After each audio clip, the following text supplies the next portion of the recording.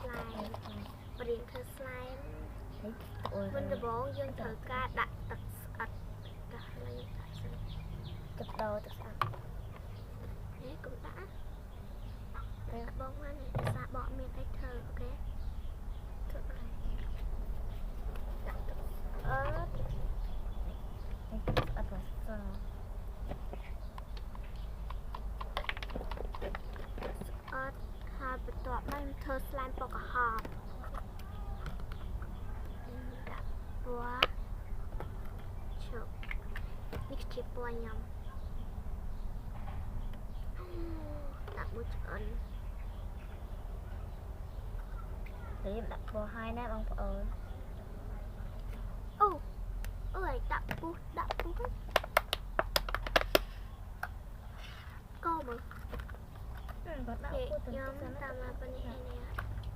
ខ្ញុំធ្វើ slime ពណ៌ pink តែបើថាពណ៌ទឹកសមុទ្រ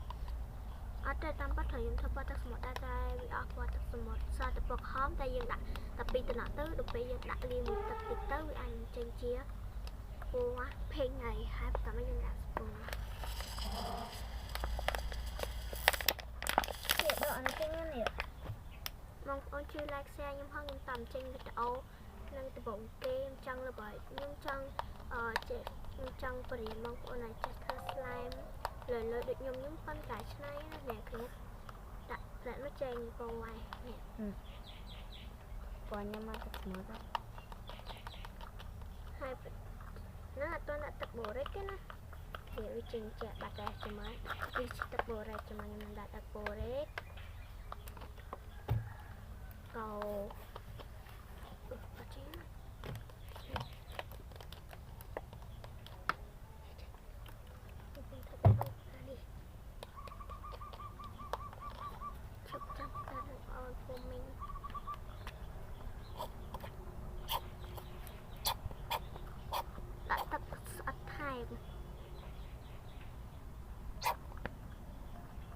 ធ្វើចាប់ចេញមកអងនោះណា